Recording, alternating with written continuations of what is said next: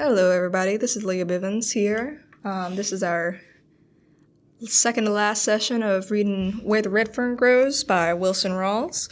I'm so excited for this journey to be coming to a close. I know I'm sure I'm about to cry in the coming sessions, but hopefully you'll be in that boat too, because oh my goodness, it's a tearjerker. But we still got some really good chapters to go, only about 4. So let's get to it, and thank you so much for sticking around, and thank you UNCW for letting me rent this equipment and space. And all right. Chapter 17. Looking up the sky. Chapter 17. Looking up at the sky, Papa said, "That doesn't look good up there. I think we're in for a storm." The sky had turned a dark gray. Fast-moving clouds were rolling through the heavens. Grandpa said, "Looks like we're going to get some wind, too." Scared and thinking everyone might want to stop hunting because of a few clouds, I said, "If a storm is brewing, it's a good night to hunt. All game stirs just before a storm." 30 minutes later, Papa said, "Listen." We stood still. A low moaning sound could be heard in the tops of the tall sycamores. Grandpa said, "I was afraid of that. We're going to get some wind." We heard a rattling in the leaves and underbrush. It was beginning to sleet. The air turned cold and chilly. From far downriver, we heard the deep baying of a hound on a trail. It was old Dan.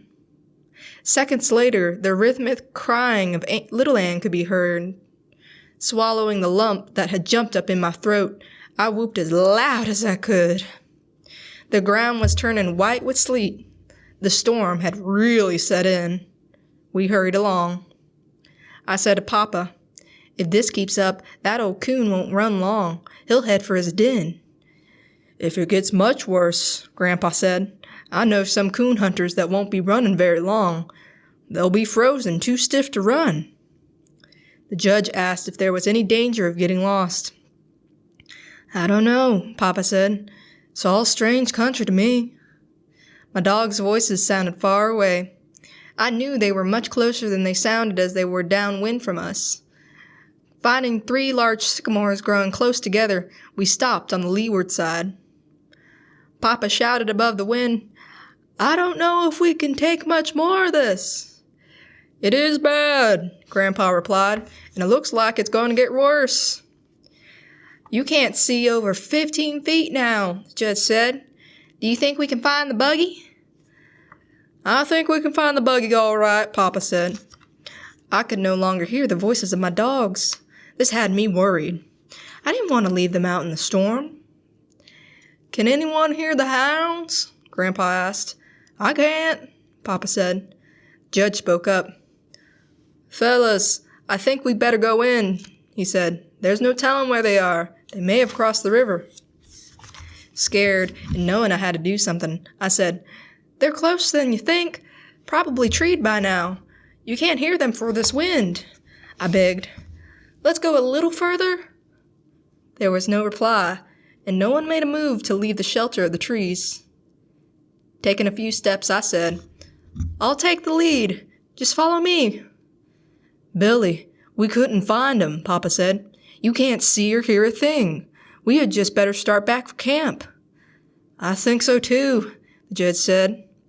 At this remark, I cried, "I've been out in storms like this before, all by myself. I've never left my dogs in the woods, and I'm not going to now, even if I have to look for them by myself." No one answered. "Please, just go a little further," I begged. "I know we'll hear 'em." Still, no one spoke or made a move to go on. Stepping over to my father, I buried my face in his old Mackinaw coat. Sobbing, I pleaded with him not to turn back. He patted my head. "Billy," he said, "a man could freeze to death in this storm, and besides, your dogs will give up and come in." "That's what has me worried," I cried. "They won't come in. They won't, Papa. Little Ann might, but not old Dan. He'd die before he'd leave a coon in a tree." Papa was undecided. Making up his mind, he stepped away from the tree and said to the others, I'm going on with him. You fellas coming or going back?" He turned and followed me. Grandpa and the judge fell in behind him. By this time, the ground was covered with a thin, white layer of sleet. We kept slipping and falling. I could hear Grandpa mumbling and grumbling. The wind-driven sleet stung our skin like thousands of pricking needles. Strong gusts of wind growled and moaned through the tops of the tall timber. Once, during a momentary lull of the storm, I thought I had heard the baying of a hound. I told my father I thought I had heard old Dan. "From which direction?" he asked. "From that way," I said, pointing to our left. We started on. A few minutes later, Papa stopped. He shouted to my grandfather, "Did you hear anything?" "No," Grandpa shouted back. "I can't hear anything in this storm." "I thought I did, but I'm not sure," the judge said. "Where was it coming from?" Papa asked. "Over that way," the judge said, pointing to our right. "That's the way it sounded to me." At that moment, all of us heard the deep voice of old Dan. "It sounds as if they're close," Grandpa said. "Let's split up," said the judge. "Maybe one of us can find 'em." "No," Papa said. "It'd be easy to get lost in the storm." "I think they're more to the right of us," I said. "I do too," Papa said. We trudged on.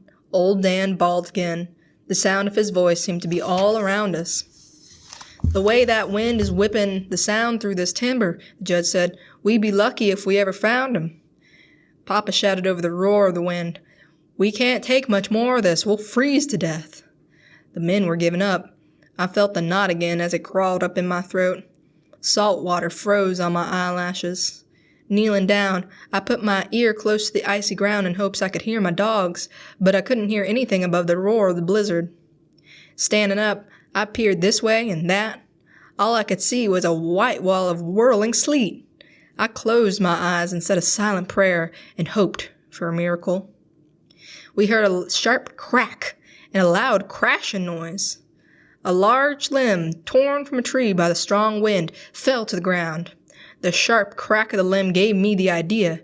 Shouting to my father, I said, "Shoot the gun! If my dogs are close enough to hear it, maybe Little Ann will come to us." Papa didn't hesitate. Pointing the gun high over his head, he pulled the trigger. The sharp crack rang out into the teeth of the storm. We waited. Just when I had given up all hope and had sunk to the lowest depth of despair, out of the white wall of driving sleet, my little dog came to me. I knelt down and gathered her in my arms.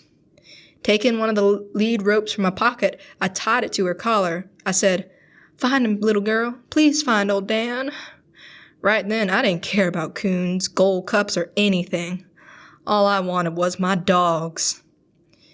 I don't know how she did it. Straight into the face of the storm she led us. Time after time she would stop and turn her head this way and that. I knew she couldn't scent or see anything. Instinct alone was guiding her. Over a winding and twisting trail, we followed. Coming out of the bottoms, she led us into a thick canebrake. The tall stalks sheltered us from the storm. The roaring of the wind didn't seem as loud. Like ghostly figures, large trees loomed out of the almost solid mass. Falling and stumbling, we kept pushing on. Grandpa shouted, "Hold up a minute. I'm just about all in." We stopped. "Do you think that hound knows what she's doing?" the judge asked. "Maybe we're just running around in circles." Looking at me, Papa said, "I hope she does. Some of these cane brakes cover miles. If we get lost in here, we're in bad shape." Grandpa said, "I think we've gone too far. The last time I heard old Dan, he sounded quite close." "That was because the wind carried the sound," I said. The judge spoke up. "Fellas, no dog is worth the lives of 3 men. Now, let's do the smart thing and get out of here while we can. Our clothes are wet. If we keep on wandering around in this jungle, we'll freeze to death. It doesn't look like this blizzard is ever going to let up." I could hear the roar of the blizzard back in the thick timber of the bottoms. 2 large limbs being rubbed together by the strong wind made a grinding, creaking sound. The tall, slender cane around us rattled and swayed. I could feel the silence closing in. I knew the judge's cold logic had had its effect on my father and grandfather. The men had given up. There was no hope left for me. Kneeling down, I put my arms around Little Ann. I felt the warm heat from her moist tongue caress my ear. Closing my eyes, I said, "Please, please, Dan. Bawl one more time, just one more time, please." I waited for my plea to be answered. With its loud roaring, the north wind seemed to be laughing at us. All around, tall stalks of cane were weaving and dancing to the rattling rhythm of their knife-edged blades. My father tried to talk above the wind, but his words were lost in the storm. Just before another blast, clear as a foghorn on a stormy sea, old Dan's voice rang loud and clear. It seemed louder than the roar of the wind or the skeleton-like rustling of the tall swaying cane. I jumped to my feet. My heart did a complete flip-flop. The knot in my throat felt as big as an apple. I tried to whoop, but it was no use. Little Ann bawled and tugged on the rope. There was no mistaking the direction. We knew that Little Ann had been right all along. Straight as an arrow, she had led us to him. Old Dan was treed down in a deep gully. I slid off the bank and ran to him. His back was covered with a layer of frozen sleet. His frost-covered whiskers stood straight out as a porcupine quills. I worked the wedges of ice from between his toes and scraped the sleet from his body with my hands. Little Ann came over and tried to wash his face. He didn't like it. Jerking loose from me, he ran over to the tree, reared up on it, and started bawling. Hearing shouting from the bank above me, I looked up. I could dimly see Papa and the judge through the driving sleet. At first, I thought they were shouting to me, but on peering closer, I could see that they had their backs to me. Catching hold of some long stalks of cane that were hanging down from the steep bank, I pulled myself up. Papa shouted in my ear, "Something has happened to your grandfather." Turning to the judge, he said, "He was behind you. When was the last time you saw him?" "I don't know for sure," the judge said. "I guess it was back there when we heard the hound bawl." "Didn't you hear anything?" Papa asked. "Hear anything?" the judge exclaimed. "How could I hear anything in all that noise? I thought he was behind me all that time and didn't miss him until we got here." I couldn't hold back my tears. My grandfather was lost and wandering in that white jungle of cane. Screaming for him, I started back. Papa caught me. He shouted, "Don't do that." I tried to tear away from him, but his grip on my arm was firm. "Shoot the gun," the judge said. Papa shot time after time. It was useless. We got no answer. Lil Ann came up out of the washout. She stood and stared at me. Turning, she disappeared quickly in the thick cane. Minutes later, we heard her. It was a long, mournful cry. The only times I had ever heard my little dog bawl like that was when she was baying at a bright ozark moon, or when someone played a French harp or a fiddle close to her ear. She didn't stop until we reached her. Grandpa lay as he had fallen, face down in the icy sleet. His right foot was wedged in the fork of a broken box elder limb. When the ankle had twisted, the searing pain must have made him unconscious. Papa worked Grandpa's foot free and turned him over. I sat down and placed his head in my lap. While Papa and the judge massaged his arms and legs, I wiped the frozen sleep from his eyes and face. Burying my face in the iron-gray hair, I cried and begged God not to let my grandfather die. "I think he's gone," the judge said. "I don't think so," Papa said. "He took a bad fall when that limb tripped him, but he hasn't been lying here long enough to be frozen. I think he's just unconscious." Papa lifted him to a sitting position and told the judge to start slapping his face. Grandpa moaned and moved his head. "He's coming around," Papa said. I asked Papa if we could get him back to the gully where old Dan was. I had noticed that there was very little wind there, and we could build a fire. "That's the very place," he said. "We'll build a good fire, and one of us can go for help." Papa and the judge made a seat by catching each other's wrists. They eased Grandpa between them. By the time we reached the washout, Grandpa was fully conscious again, and was mumbling and grumbling. He couldn't see why they had to carry him like a baby. After easing him over the bank and down into the gully, we built a large fire. Papa took his knife and cut the boot from Grandpa's swollen foot. Grandpa grunted and groaned from the pain. I felt sorry for him, but there was nothing I could do but look on. Papa examined the foot. Shaking his head, he said, "Boy, that's a bad one. It's either broken or badly sprained. I'll go for some help." Grandpa said, "Now just wait a minute. I'm not going to let you go in that blizzard by yourself. What if something happens to you? No one would know." "What time is it?" he asked. The judge looked at his watch. "It's almost 5 o'clock, he said. "It's not long until daylight," Grandpa said. "Then, if you want to go, you can see where you're going. Now help me get propped up against this bank. I'll be all right. It doesn't hurt anymore. It's numb now." "He's right," the judge said. "Think you could stand it?" Papa asked. Papa roared like a bear. "Oh, sure I can stand it. It's nothing but a sprained ankle. I'm not going to die. Build that fire up and a little more." While Papa and the judge made Grandpa comfortable, I carried wood for the fire. "There's no use standing around and gawking at me," Grandpa said. "I'm all right. Get the coon out of that tree. That's what we came for here, isn't it?" Up until then, the coon hunting had practically been forgotten. The tree was about 30 feet from our fire. We walked over and took a good look at it for the first time. My dogs, seeing we were finally going to pay some attention to them, started bawling and running around the tree. Papa said, "It's not much of a tree, just an old box elder snag. There's not a limb on it." "I can't see any coon," said the judge. "Must be hollow." Papa beat on its side with the axe. It gave forth a loud booming sound. He said, "It's hollow, all right." He stepped back a few steps, scraping his feet on the slick ground for good footing, and said, "Stand back and hold those hounds. I'm going to cut it down. We need some wood for our fire anyway." Squatting down between my dogs, I held onto their collars. Papa notched the old snag so it would fall away from our fire. As the heavy axe chewed its way into the tree, it began to lean and crack. Papa started chopping. He said to the judge, "Come on and help me. I think we can push it over now." After much grunting and pushing, snapping and popping, it fell. I turned my dogs loose. On hitting the ground, the snag split and broke up. Goggle-eyed, I stood rooted in my tracks and watched 3 big coons roll out of the busted old trunk. One started up the washout, running between us and the fire. Old Dan caught him and the fight was on.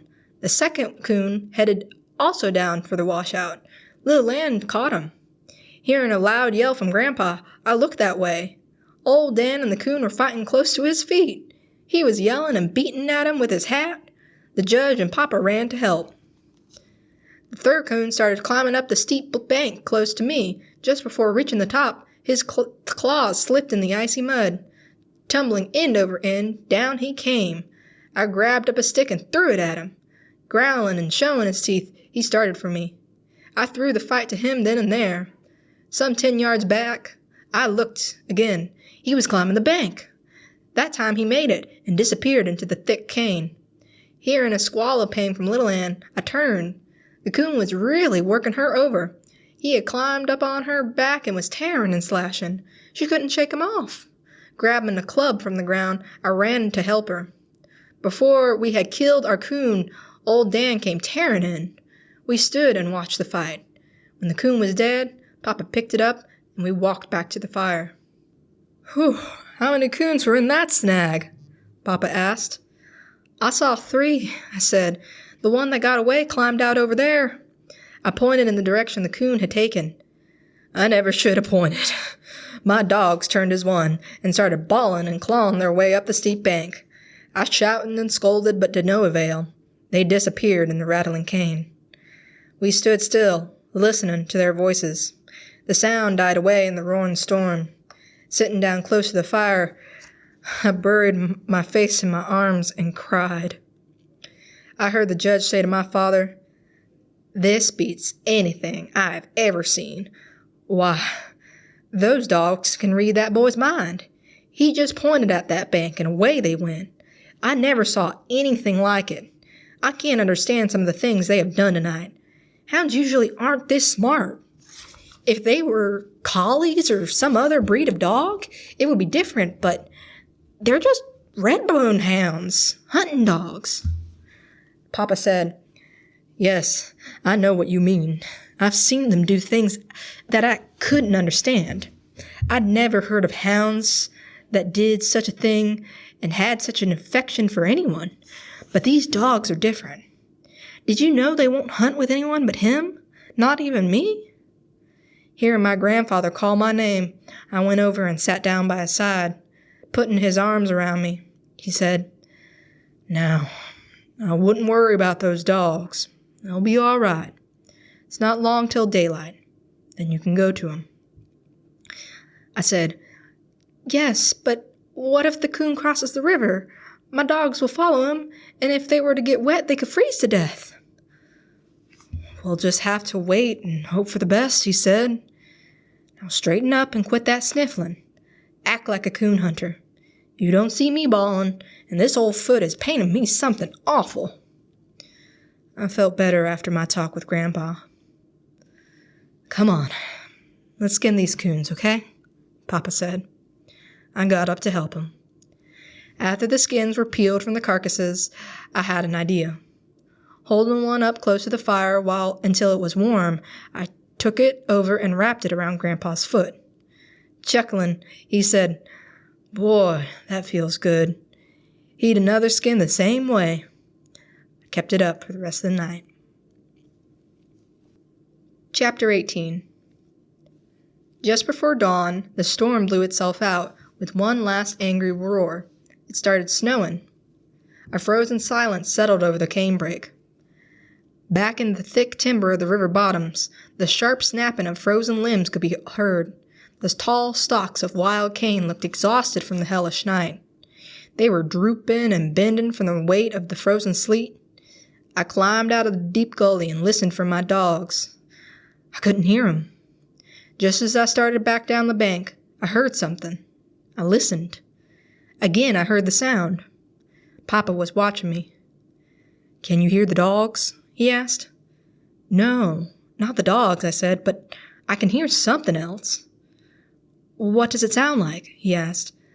"Like someone whooping," I said. Papa and the judge hurried up the bank. We heard the sound again. It was coming from a different direction. "The first time I heard it," I said, "it was over that way." "It's the men from the camp," the judge said. "They're searching for us." We started whooping. The searchers answered. Their voices came from all directions. The first one to reach us was Mr. Kyle. He looked haggard and tired. He asked if everything was all right. "Yes, we're all right," Papa said. "But the old man has a bad ankle. It looks like we'll have to carry him out." "Your team broke loose and came back to camp about midnight," Mr. Kyle said. "It's really spooked us. We were sure something bad had happened. 25 of us has been searching since then." Several men climbed down the bank and went over to Grandpa. They looked at his ankle. One said, "I don't think it's broken, but it sure is a bad sprain." "You're in luck," another one said. "We have one of the best doctors in the state of Texas in our camp, Dr. Charlie Lathman. He'll have you fixed up in no time." "Yes," said another, "and if I know Charlie, he's probably got a small hospital with him."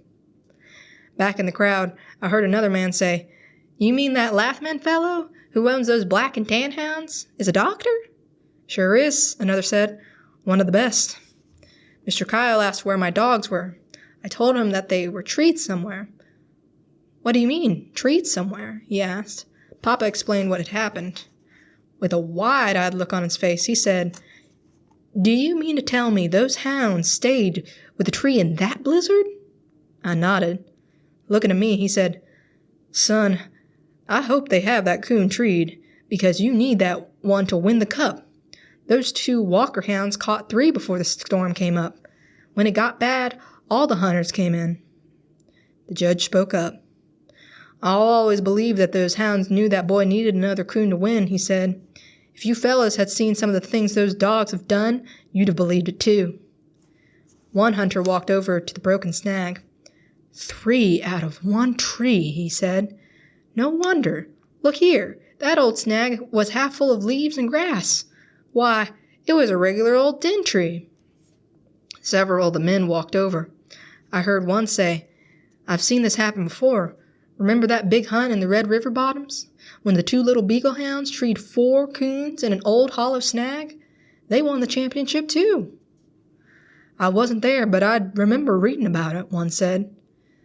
Say, I don't see Benson, Mr. Kyle said. The men started looking at each other. He was searching farther down the river than the rest of us, one fellow said. Maybe he didn't hear us shouting. Some of the men climbed out of the gully. They started whooping. From a distance, we heard an answering shout. He hears us, someone said. He's coming. Everyone looked relieved. Mr. Benson struck the washout a little way above us. He was breathing hard, as if he'd been running. He started talking as soon as he was within hearing distance. It scared me when I first saw them, he said. I didn't know what they were. They looked like white ghosts. I'd never seen anything like it. A hunter grabbed Mr. Benson by the shoulder, shaking him off. Get a hold of yourself, man, he said. What are you talking about? Mr. Benson took a deep breath to control himself and started again in a much calmer voice. Those 2 hounds, he said. I found them. They're frozen solid. They're nothing but white ice from the tips of their noses to the ends of their tails. Hearing Mr. Benson's words, I screamed and ran to my father. Everything started whirling around and around. I felt light as a feather. My knees buckled. I knew no more. Regaining consciousness, I opened my eyes and could dimly see the blurry images of the men around me. A hand was shaking me. I could hear my father's voice, but I couldn't understand his words. Little by little, the blackness faded away. My throat was dry, and I was terribly thirsty. I asked for some water. Mr. Benson came over. He said, Son, I'm sorry. Truly sorry. I didn't mean it that way. Your dogs are alive. I guess I was sad. I was excited. I'm so sorry. I heard a deep voice say, That's a hell of a thing to do. Come running in here saying the dogs are frozen solid. Mr. Benson said, I didn't mean it to sound that way. I said I'm sorry. What more do you want me to do? The deep voice growled again. I still think it was a hell of a thing for a man to do. Mr. Kyle took over. Now, let's not have any more of this, he said. We have work to do. We've been standing here acting like a bunch of school kids. All this time that old man has been lying here suffering. A couple of you men cut 2 poles and make a stretcher to carry him. While the men were getting the poles, Grandpa heated the coonskins again and rewrapped Grandpa's foot. With belts and long leather laces from their boots, the men made a stretcher. Very gently they put Grandpa on it. Again, Mr. Kyle took command. Part of us will start for camp with him, he said. The other will go after the dogs. Here, take this gun, Papa said. I'll go with him. Looking at me, Mr. Kyle said, Come on, son. I want to see your hounds. Mr. Benson led the way. As soon as we get out of this cane, he said, we may be able to hear them. They have the coon treed in a big black gum tree. You're going to see a sight. Now, I mean a sight. They've walked a ring around that tree, clear down through the ice and snow. You can see the bare ground. Wonder why they did that, someone asked. I don't know, Mr. Benson replied, unless they ran in that circle to keep from freezing to death or to keep the coon in the tree. I figured I knew why my dogs were covered in ice. The coon had probably crossed the river, maybe several times. Old Dan and Lil Ann would have followed him. They had come out of the river with their coats dripping wet, and the freezing blast of the blizzard had done the rest. Nearing the tree, we stopped and stared. Did you expect to see anything like that? Mr. Benson asked. When I first saw them, I thought they were white wolves. My dogs hadn't seen us when we came up. They were trotting round and round. Just as Mr. Benson had said, we could see the path that they had worn down through the ice and snow till the bare black earth was visible. Like ghostly white shadows, around and around they trotted. In a low voice, someone said, They know that if they stop, they'll freeze to death. It's unbelievable, said Mr. Kyle. Come on, we must do something quick. With a choking sob, I ran for my dogs. On hearing our approach, they sat down and started bawling treed. I noticed their voices didn't have the solid ring. Their ice-covered tails made a rattling sound as they switched this way and that on the icy ground. A large fire was built. Standing my dogs close to the warm heat, the gentle hands of the hunters went to work. With handkerchiefs and scarves heated steaming hot, little by little, the ice was thawed from their bodies. If they had ever lain down, someone said, they would have frozen to death. They knew it, another said. That's why they kept running, in that circle. What I can't understand is why they stayed with the tree, Mr. Benson said. I've seen hounds stay with a tree for a while, but not in a northern blizzard. Men, said Mr. Kyle. People have been trying to understand dogs ever since the beginning of time. One never knows what they'll do. You can read every day where a dog saved the life of a drowned child or lay down his life for his master. Some people call this loyalty. I don't. I may be wrong, but I call it love, the deepest kind of love. After these words were spoken, a thoughtful silence settled over the men. The mood was broken by the deep growling voice I had heard back in the washout. It's a shame that people all over the world can't have that kind of love in their hearts, he said. There would be no war, slaughter, or murder, no greed or selfishness. It'd be the kind of world that God wants us to have, a wonderful world. After all the ice was thawed away from my dogs and their coats were dried out, I could see that they were all right. I was happy again, felt good all over. One of the hunters said, Do you think those hounds are thawed out enough to fight a coon? Sure. Just run 'em out of that tree, I said. At the crack of the gun, the coon ran far out on a big limb and stopped. Again, the hunter sprinkled him with birdshot. This time, he jumped. Hitting the ground, he crouched down. Old Dan made a lunge. Just as he reached him, the coon sprang straight up and came down on his head. Holding on with his claws, the coon sank his teeth in a long, tender ear. Old Dan was furious. He started turning in a circle, bawling with pain.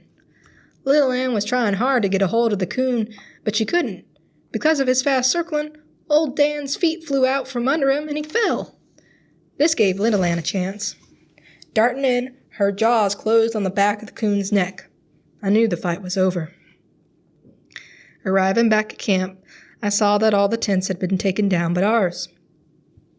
A hunter said, Everyone was in a hurry to get out before another blizzard set in. Papa told me to take my dogs into his tent as Grandpa wanted to see them. I saw tears in my grandfather's eyes as he talked to them. His ankle was wrapped in bandages. His foot and toes were swollen to twice their normal size. They had turned a greenish-yellow color. Placing my hand on his foot, I could feel the feverish heat. Dr. Lathman came over. Are you ready to go now? He asked. Snorting and growling, Grandpa said, I told you I wasn't going anywhere till I see the gold cup handed to this boy. Turning to face the crowd, Dr. Lathman said, Men, let's get this over with. I want to get this man to town. That's one of the meanest sprains I've ever seen, and it should be in a cast, but I don't have any plaster of Paris with me. The hunter who had come by our tent collecting the jackpot money came up to me. Handed me the box, he said. Here you are, son. That's over $300 in this box. It's all yours. Turning to the crowd, he said, Fellas, I can always say this. On this hunt, I have seen 2 of the finest little coonhounds I ever hope to see. There was a roar of approval from the crowd. Looking down, I saw the box was almost full of money. I was shaking all over. I tried to say thanks, but it was only a whisper. Turning, I handed the box to my father. As his rough old hands closed around it, I saw a strange look come over his face. He turned and looked at my dogs. Some of the men started shouting, Here it is! The crowd parted and the judge walked through. I saw the gleaming metal of the gold cup in his hand. After a short speech, he handed it to me, saying, Son, this makes me very proud. It's a great honor to present you with this championship cup. The crowd exploded. The hunter's shouts were deafening. I didn't know where the 2 old silly tears came from, but they just squeezed their way out. I felt them as they rolled down my cheeks. One dropped on the smooth surface of the cup and splattered. I wiped it away with my sleeve.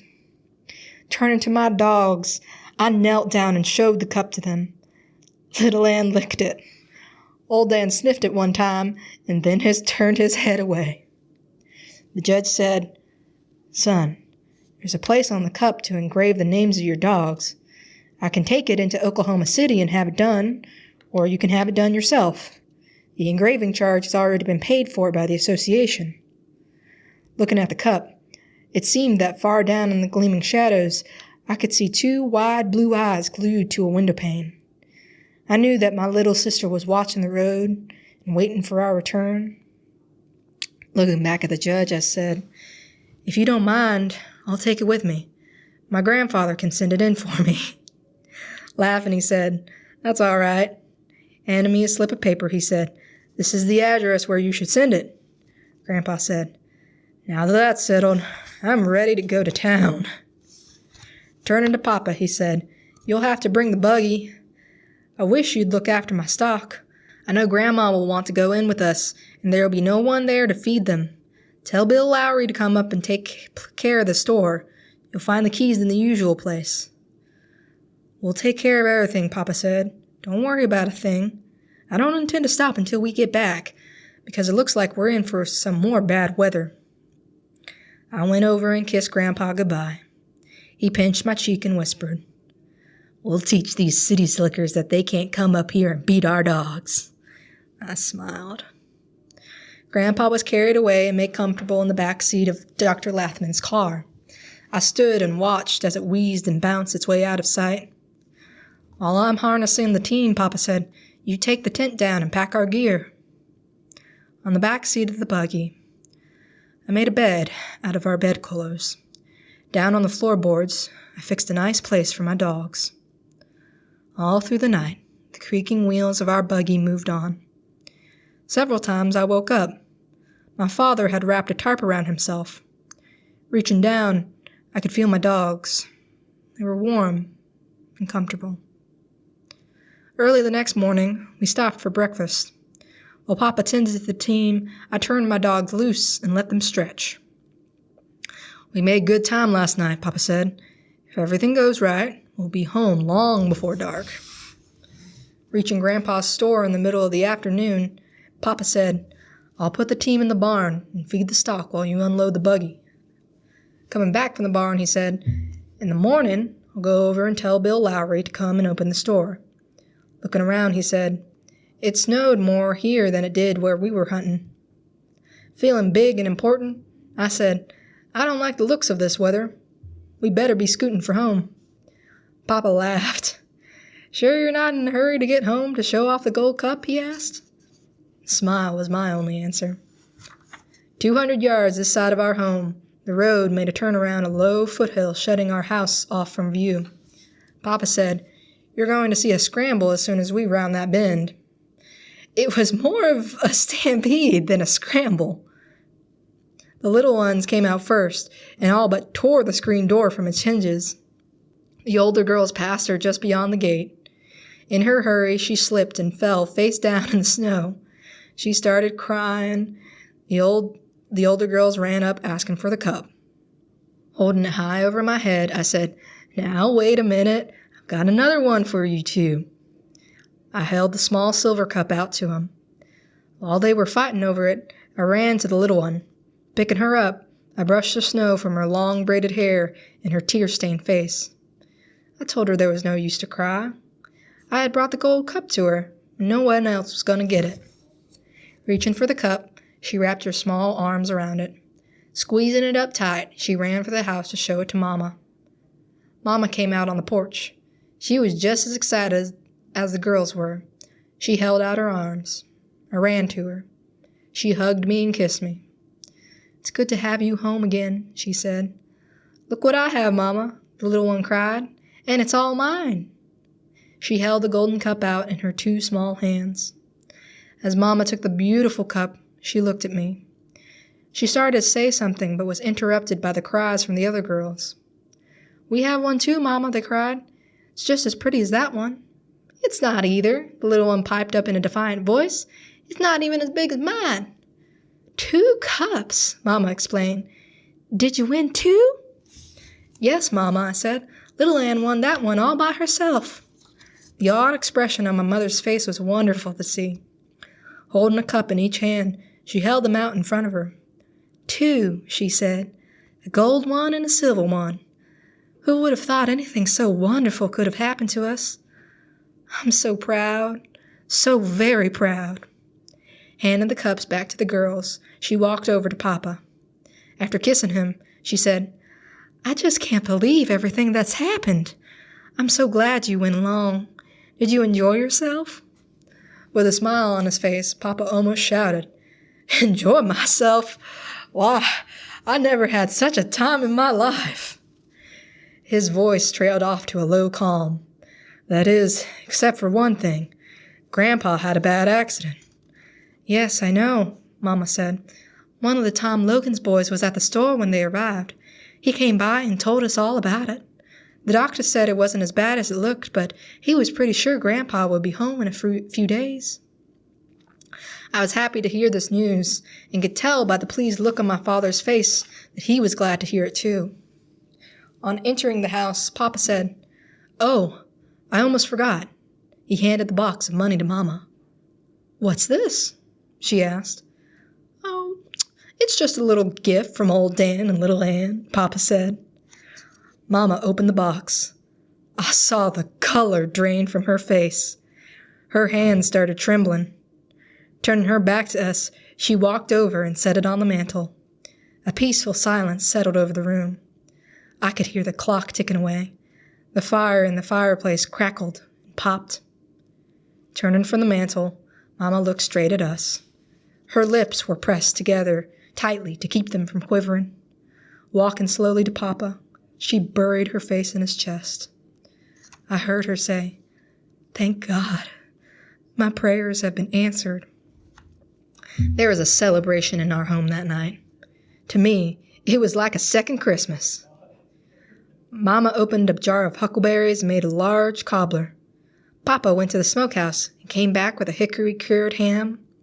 We sat down to a feast of the ham. Huge plates of fried potatoes, ham gravy, hot cornbread, fresh butter, and wild bee honey. Woo! During the course of the meal, the entire story of the championship hunt was told. Some by Papa, but mostly by me. Just when everything was so perfect and peaceful, an argument sprang up between the 2 oldest girls. It seemed that each wanted to claim the silver cup. Just when they were on the verge of sawing it in 2, so each would have her allotted share, Papa settled the squabble by giving the oldest one a silver $1. Once again, peace and harmony was restored. That night, as I was preparing for bed, a light flashed by my window. Puzzled, I tiptoed over and peeked through the pane. It was Mama. Carrying my lantern and 2 large plates heaped high with food, she was heading for the doghouse. Setting the light down on the ground in front of it, she called to my dogs. While they were eating, Mama did something I couldn't understand. She knelt down on her knees in prayer. After they had eaten their food, Mama started petting them. I could hear her voice, but couldn't make out the words. Whatever she was saying must have pleased him. Little Ann wiggled and twisted. Even old Dan wagged his long red tail, which was very unusual. Papa came out. I saw him put his arm around Mama. Side by side, they stood for several minutes looking at my dogs. When they turned to enter the house, I saw Mama dab at her eyes with her apron. Lying in bed, staring into the darkness, I tried hard to figure out the strange actions of my parents. Why had Mama knelt in prayer in front of my dogs? Why had she wept? I was running all the whys round my head when I heard them talking. I know, Papa said, but I think there's a way. I'm going to have a talk with Grandpa. I don't think that old foot of his is ever going to be the same again. He's going to need some help around the store. I knew they were talking about me, but I couldn't understand what they meant. Then I thought, why, that's it. They want me to help Grandpa. That would be all right with me. I could still hunt every night. Feeling smart for figuring out their conversation, I turned over and fell asleep. All right. We got 2 chapters, and then we're done. So it's getting rather emotional. But thank you so much for listening. I got somebody waiting to use the space right after me, so I got to get to getting. But thank you so much for listening. And that was quite the championship, I know. All right. And good on little Ann and old Dan for doing that. 2 cups. How amazing. All right. Y'all take care now. This is Leah signing off.